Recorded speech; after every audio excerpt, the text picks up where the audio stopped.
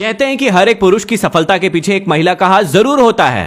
बिल्कुल ठीक है, लेकिन हर एक इंसान की सफलता के पीछे, चाहे वो एक पुरुष हो या फिर एक महिला हो, उनकी सफलता के पीछे सबसे बड़ा हाथ होता है टाइम मैनेजमेंट का। सीधा सीधा कहूं तो जो इंसान अपने समय को बहुत ही अच्छे तरीके से मैनेज करता है वो हमेशा ही सफल होता है, और जो इंसान अपने समय को सही तरीके से मैनेज करना नहीं जानता है वो हमेशा ही असफल होता है। ये वीडियो सभी स्टूडेंट्स के लिए है, ऑफिस वर्किंग लोगों के लिए है, बिजनेसमैन लोगों के लिए है, और जो लोग घर पर रहकर काम करते हैं उन सभी के लिए है। इस वीडियो को पूरा देखिएगा, थोड़ा सा भी स्किप मत कीजिएगा, क्योंकि आज का वीडियो बहुत ही ज्यादा इंपॉर्टेंट है। टाइम मैनेजमेंट को सीखने के लिए आपको जानना होगा कुछ गलतफहमियों के बारे में जो आपको शुरू से ही रहा है। ईश्वर ने किसी को गोरा बनाया है तो किसी को काला बनाया है, किसी को लंबा बनाया है तो किसी को नाटा बनाया है, लेकिन समय सभी को 24 घंटे दिए हैं। अब आप सभी को लगता है कि हम सभी के पास 24 घंटे हैं, और यही आप सभी की सबसे बड़ी गलतफहमी है।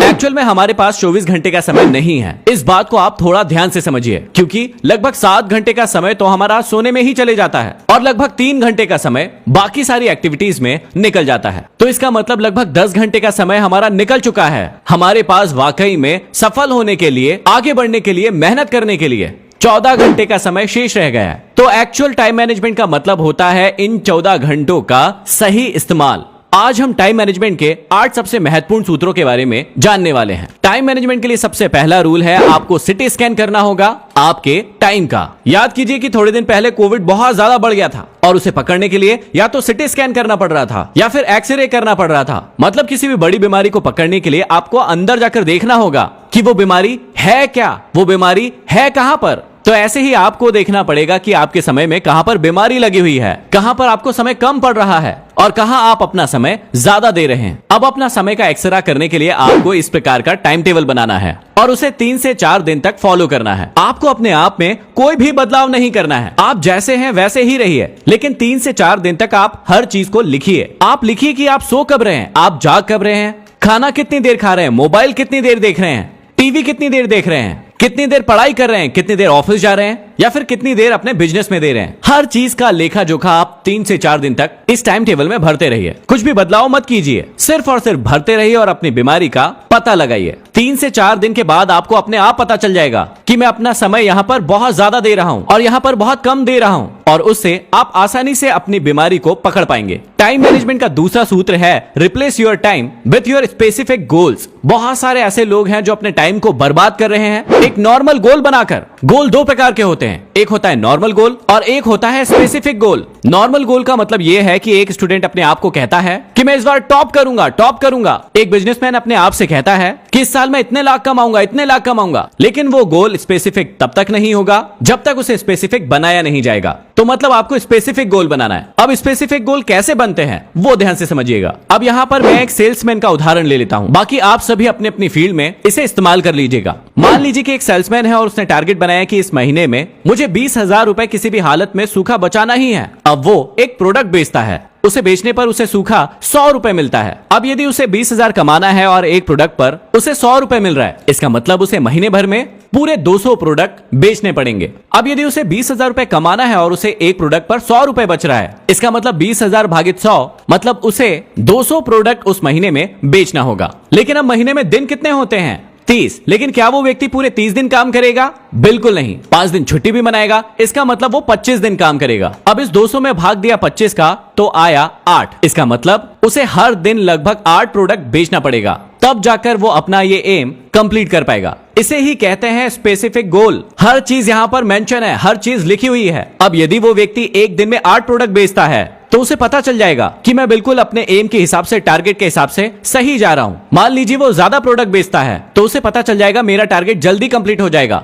यदि वो 8 से कम प्रोडक्ट बेचता है तो उसे पता चल जाएगा कि मैं कहीं पर गलत कर रहा हूं, मेरा टारगेट पूरा नहीं हो पाएगा। तो इस प्रकार से आपको भी अपनी अपनी फील्ड में इस प्रकार के स्पेसिफिक गोल लिखित में बनाने होंगे। अब ध्यान से सुनिए, एक्सरे करके जो टाइम आपने बचाया था उस टाइम को आप अपने स्पेसिफिक गोल को दे दीजिए। टाइम मैनेजमेंट का तीसरा सूत्र है वॉरेन बफे रूल। ये वॉरेन बफे रूल क्या कहता है, ध्यान से समझिए। वॉरेन बफे क्या कहते हैं, ध्यान से सुनिए। आपको एक पेज पर 3 लाइन बना लेना है। पहली लाइन में लिखना है कंपलसरी वर्क, दूसरी लाइन में लिखना है not compulsory but important work, और तीसरी में लिखना है not compulsory not important work. पहली लाइन में आपको उन कामों को लिखना है जो बहुत ही कंपलसरी है, जिसके बिना काम नहीं चलेगा। यदि आप एक स्टूडेंट है, आपको पढ़ाई करना है तो पढ़ाई करना आपके लिए कंपलसरी है, आपको ये चैप्टर खत्म करना ही है। यदि आप सेल्समैन है तो आपको ये प्रोडक्ट बेचना ही है, ये आपके लिए कंपलसरी है। ऐसी चीजों को आप यहां पर लिख दीजिए। दूसरी लाइन में आपको लिखना है नॉट कंपलसरी बट इंपॉर्टेंट। अब सोचकर देखिए, ब्रश करना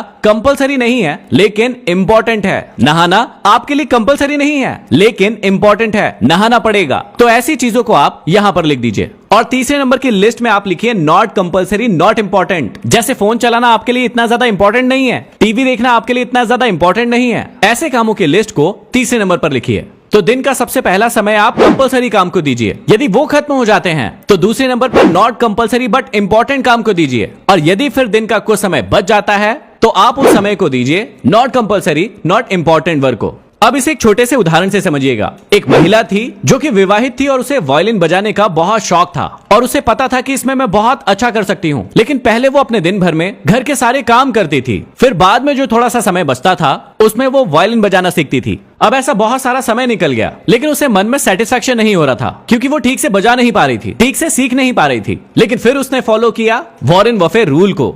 अब उसने वायलिन बजाने को सबसे पहले रख दिया कंपलसरी काम में कि सबसे पहले सुबह उठते से ही मैं सबसे पहले वायलिन बजाऊंगी, उसके बाद सारे काम करूंगी। उसने ऐसा ही किया, सबसे पहले वायलिन बजाया, उसके बाद अपने सारे काम किए और धीरे धीरे करके उसमें इंप्रूवमेंट होने लगा और उसके बाद वो बहुत ज्यादा सफल हुई। टाइम मैनेजमेंट का चौथा रूल है पैरेटो का 20-80 फॉर्मूला।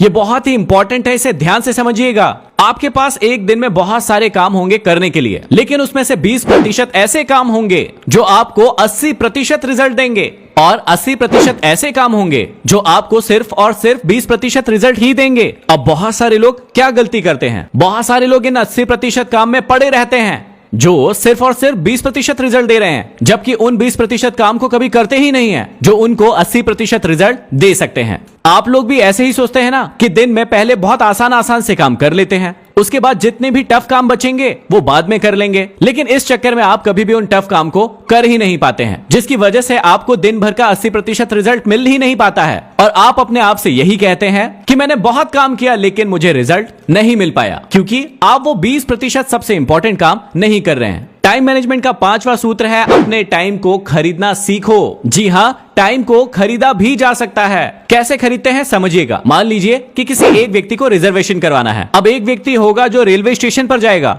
वहां पर लाइन लगेगा घंटों और उसके बाद अपना रिजर्वेशन करवाकर घर आएगा। लेकिन दूसरा व्यक्ति होगा जो घर से ही ऑनलाइन रिजर्वेशन कर देगा और अपना पूरा का पूरा 2-3 घंटे का समय बचा लेगा। अब यहाँ पर समय को खरीदने का मतलब क्या है? पहले व्यक्ति ने सोचा कि मैं स्टेशन चले जाऊंगा, मेरा 5 से 10 रुपए बच जाएगा। उसने 5 से 10 रुपए बचाने के चक्कर में अपने पूरे टाइम को खराब कर दिया। लेकिन दूसरे व्यक्ति ने सोचा कि इस समय में मैं और ज्यादा काम करके और ज्यादा पैसे कमा लूंगा, 5-10 रुपए चले जाएंगे, उससे कोई फर्क नहीं पड़ेगा। आप सभी ने कई बार नोटिस किया होगा कि जब भी एक पुरुष और एक महिला शॉपिंग करने के लिए जाते हैं तो पुरुष जल्दी जल्दी अपना सामान खरीद लेता है, लेकिन महिला किसी भी सामान को खरीदने में बहुत ज्यादा देर लगाती है। वो क्यों? क्योंकि वो मोल भाव बहुत करती है। वो सोचती है कि मैं इन चीजों को कम दाम में खरीद लेती हूँ। और वो महिला अपने पति को बड़े फक्र से कहती है कि देखो मैंने आज 200 रुपए बचा लिए। लेकिन पति मन ही मन सोचता रहता है कि तूने मेरे 3 घंटे खराब कर दिए, इस 3 घंटे में तो मैं 1000 रुपए कमा लेता, मतलब मुझे 800 रुपए का फिर भी नुकसान ही हुआ है। तो आप अपने वक्त को इस प्रकार से खरीद सकते हैं। आप 200 रुपए बचाने के चक्कर में अपने 800 रुपए को बिल्कुल ना गवाएं, अपने समय को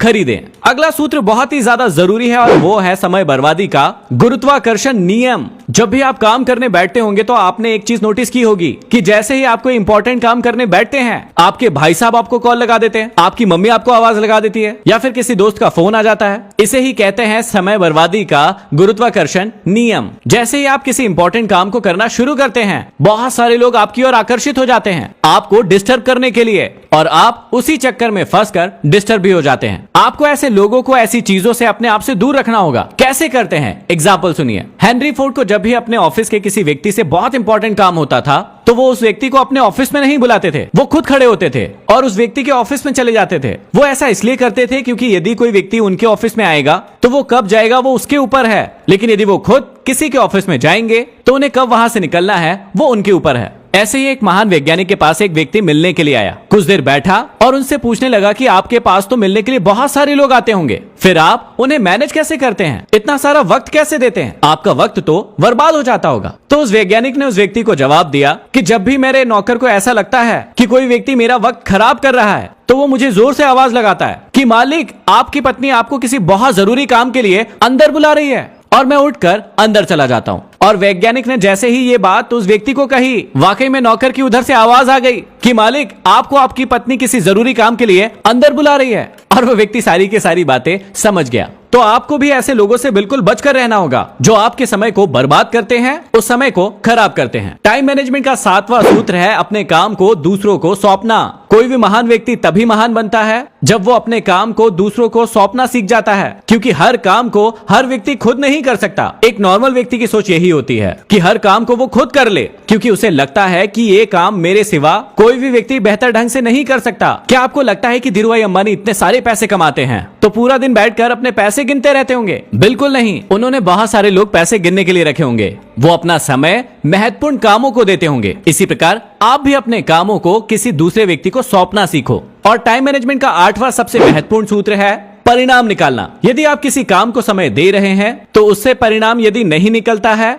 तो वो समय पूरा बर्बाद माना जाएगा। थॉमस अल्वा एडिसन ने बल्ब बनाने के लिए अपना बहुत सारा समय लगाया, अपने जीवन का बहुत सारा समय दिया, लेकिन उसके बाद फाइनली उन्हें परिणाम मिला। इसीलिए आज हम सभी उस व्यक्ति को याद रखते हैं, लेकिन उसी समय में बहुत सारे और वैज्ञानिक होंगे जो बल्ब बनाने पर काम कर रहे होंगे। उन्होंने भी अपने बहुत सारे दिन, बहुत सारा समय बल्ब बनाने में दिया, लेकिन वो परिणाम नहीं निकाल पाए, इसलिए हम उन्हें बिल्कुल भी याद नहीं रखते हैं। घर में भी यदि कोई महिला खाना बनाने में 3-4 घंटे ले ले, कोई फर्क नहीं पड़ेगा जब तक कि परिणाम सही नहीं मिलेगा। यदि सही परिणाम नहीं मिला है तो वो 3-4 घंटे खाने बनाने का कोई मतलब नहीं रह जाता। समय के साथ सबसे महत्वपूर्ण चीज होती है परिणाम। यदि किसी काम को आपने समय दिया है लेकिन उससे आपको कोई भी परिणाम नहीं मिला है, इसका मतलब वो समय बर्बाद हो गया है। यदि उससे कुछ इंपॉर्टेंट लेसन आपने लिए हैं तो फिर वो साकार है। यदि इन सारे सूत्रों को आप फॉलो करते हैं तो आप अपना बहुत सारा समय बचा सकते हैं और आप भी सफल हो सकते हैं। आप अपना समय अभी तक कहां पर खराब कर रहे थे, मुझे कमेंट बॉक्स में कमेंट करके जरूर बताइएगा, और इस वीडियो को शेयर जरूर कीजिएगा ताकि बहुत सारे लोग टाइम मैनेजमेंट को अच्छी तरीके से सीख पाए। यदि अभी तक हमारे चैनल को सब्सक्राइब और फॉलो नहीं किया है तो जरूर कर ले, क्योंकि ऐसे ही बहुत ही जबरदस्त वीडियो आपको हमेशा के लिए मिलते रहेंगे। अगले वीडियो में फिर मिलते हैं किसी नए टॉपिक के साथ। तब तक के लिए धन्यवाद।